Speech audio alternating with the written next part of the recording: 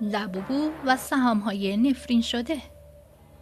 در دل بازار بورس تهران، جایی که تالارهای شلوغ با صدای زنگ‌ها و فریادهای معامله‌گران پر شده، مردی به نام امیر، یک کارگزار جوان و جاه طلب، روزی پستی در شبکه‌های اجتماعی دید. پستی از لبوبو، آن عروسک خزدار عجیب با چشمان درشت و لبخندی که انگار رازی پنهان دارد. پست می گفت لبوبو بهت ثروت میده، فقط 3 بار اسمشو بگو و 3 تا سهم بخر، ثروتت 3 برابر میشه. امیر که حسابش رو به زور به 50 میلیون رسونده بود خندید و گفت چرا که نه. 3 بار زمزمه کرد لبوبو لبوبو لبوبو. بعد بدون فکر 3000 سهم از یک شرکت ناشناخته به نام شرکت یار خرید. شرکتی که حتی اسمش رو درست نمیدونست. سهامش ارزان بود، فقط 100 تومان هر سهم. معامله تمام شد و امیر به خانه رفت. با خیال راحت خوابید. صبح روز بعد زنگ تلفن امیر را بیدار کرد. صدای رئیسش لرزان بود.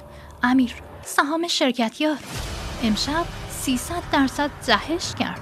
تو 3000 سهم داری، یعنی 90 میلیون سود خالص. امیر از خوشحالی جیغ کشید. پول رو برداشت و ماشین جدیدی خرید. بعد یک سفر لوکس به شمال. لبوبو را هم سفارش داد. عروسکی که با چشمانش انگار به او لبخند میزند.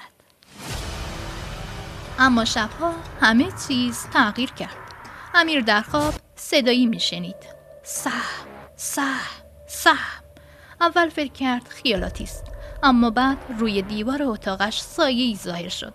سایه‌ای کوچک و خزدار با چشمان درخشان. صبح که بیدار شد حساب بورسش رو چک کرد. سهام شرکت یار هنوز بالا بود، اما حالا یک سهم جدید ظاهر شده بدون اینکه خریده باشه. لبوبو شرک.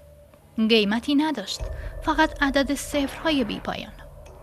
امیر سعی کرد بفروشد، اما سیستم بورس هنگ کرد. معامله‌گران دیگر هم شروع به زمزمه کردند. کی لبوبو رو خریده؟ سهام‌های عجیب دارن ظاهر میشن. یکی از دوستان امیر که خودش هم پست رو دیده بود ناپدید شد. حسابش خالی.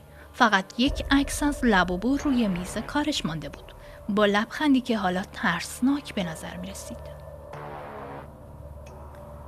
شب سوم امیر تنها در آپارتمانش نشسته بود. عروسک لبوبو رو روی میز گذاشته بود و ناگهان چشمانش باز شد. نه، واقعا باز شد. عروسک